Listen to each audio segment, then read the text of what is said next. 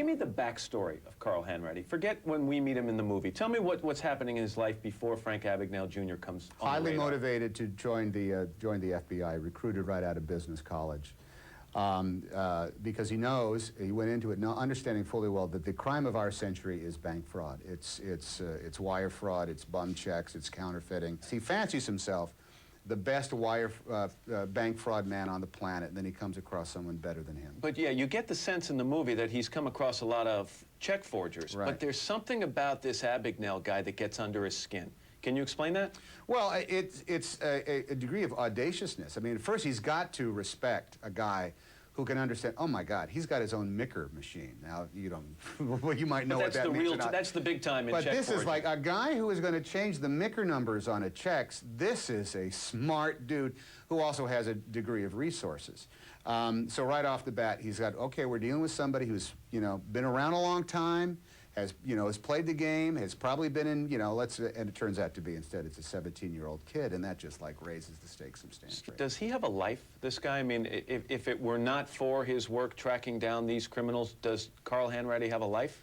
He has a marvelous life inside the Federal Bureau of Investigation. He leaves those doors? That is his only life. I really wish there had been a scene where we could have seen Carl Hanratty's apartment. Because there'd be no art on the walls, there'd be rental furniture and a bunch of files laid open. This is all he lives for. Explain how Abagnale, we're talking the 1960s now, which perhaps is the answer, but explain how he gets away with this stuff, because he's not just putting on a doctor's coat. He's getting a job in a hospital. He's not just becoming a lawyer, he's practicing. How does he get away with it? I think confidence, more than anything, the confidence man, con man. He has he has no fear, or he has enough of a sociopath's mentality to not care whether or not anybody believes him or not. So he's able to come in with every degree of bluster, of presentation. He makes manifest whoever he needs to be, and he also lives in a gullible society. Well, that's the point. The 60s are not the year 2000. No, they're not. If a guy walks in wearing a Pan Am's pilot's cap or a cowboy hat, you assume he's either a Pan Am pilot or a cowboy, and you don't ask any questions. Tell me about Leonardo DiCaprio in terms of what he brings to this role. Do you see any of a younger Tom Hanks in Leo? Oh, I wish I did. I wish I would have been as smart as Leo is at his age. Leo a long time ago made a decision about the type of work he was going to do, and he's done it. So you're surprised he hasn't fallen prey to the quick hits, the quick fixes? I admire the fact that he hasn't fallen prey to that. Quite frankly, after Titanic, he could have done absolutely anything, and you know that everybody was after him.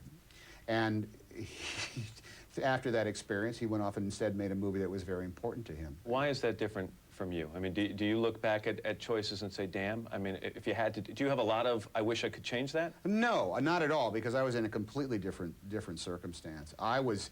The nature of the work that I did, I just wanted to have the job. From the moment I was in college, I just wanted to be in a show.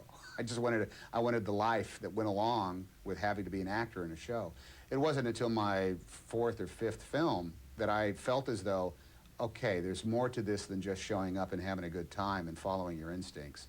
There's other things that I have to learn how to do.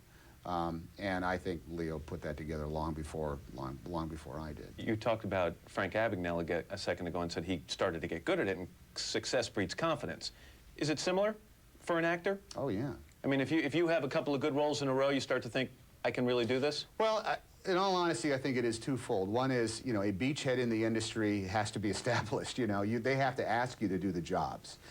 But when you can do them and you look at them on the two different scales, one, what do I think of the work that I just did up there? Is it better than I wanted it to be? Is it not as good? Did I fall down? Did it all work? Did everything come together or not? If that is yes, well, then it's like, well, how is this going to land in the consciousness of the movie-going public? You can look back at a movie you've done, and I'm not saying there is one of these in your career, that did great, got great reviews, but you weren't completely satisfied. There's been some like that. By and large, you look at everything and you say, I wish I would have done this better. I wish I would have had, I wish I would have thought about this moment. But the opposite thing happens as well, that you think you've gone off and just knocked it out of the park. You think you've knocked it out of the park, and it's the least impressive scene in the film. So how do you make the choices now? I mean, is it a combination of what's personally satisfying, what looks great on a page, and what has a chance to succeed? It only is how fascinating is it to me. That's the only thing that matters. Everything else is a crapshoot.